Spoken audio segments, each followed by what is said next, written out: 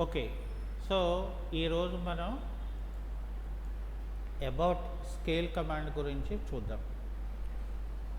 ఇక్కడ ఎస్‌సి అని మనం టైప్ చేస్తే, ఇక్కడ మనం ఒక ఆబ్జెక్ట్‌ని మనం సెలెక్షన్ చేసుకొని, ఒక బేస్ పాయింట్ ఇచ్చాను. సో, ఇక్కడ నేను 2 స్కేల్ ఫ్యాక్టర్ అంటే డబల్ అయింది.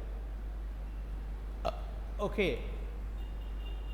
సో, ఇప్పుడు నేను ఫర్ ఎగ్జాంపుల్ మళ్ళీ ఎస్‌సి అని టైప్ చేసి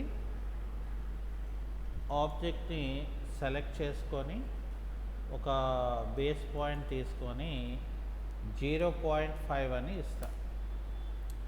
అంటే అప్పుడు ఏమైందంటే నాకు ఆబ్జెక్ట్ అనేది నార్మల్ పొజిషన్లోకి వచ్చింది.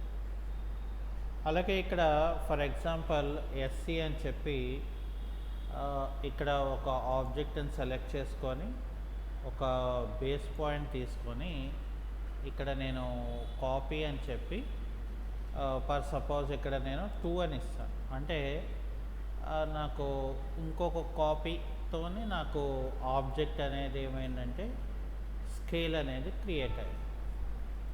ఓకే. అయితే ఫర్ ఎగ్జాంపుల్ నాకు ఈ యొక్క ఆబ్జెక్ట్ ఫర్ ఎగ్జాంపుల్ నాకు ఇక్కడ ఒక 200 ఉంది. ఓకే.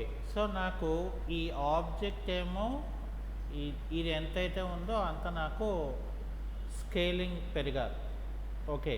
సో, అప్పుడు ఏం చేస్తానంటే ఇక్కడ ఎస్‌సి అని చెప్పి ఒక ఆబ్జెక్ట్ సెలెక్ట్ చేసి ఒక బేస్ పాయింట్ నేను స్పెసిఫై చేసుకొని ఇక్కడ రిఫరెన్స్ పాయింట్ తీసుకొని, so first point, second point, దాని తర్వాత థర్డ్ పాయింట్ ఇచ్చాను అనుకోండి, ఆటోమేటిక్గా నాకు ఇక్కడ ఏమైందంటే అది ఎంత పార్ట్ ఆఫ్ ద లెంత్ నేను ఇచ్చానో అంత పార్ట్ కింద నాకు ఆబ్జెక్ట్ అనేది స్కేల్ అవుతుంది అన్నమాట. So this is about scale command.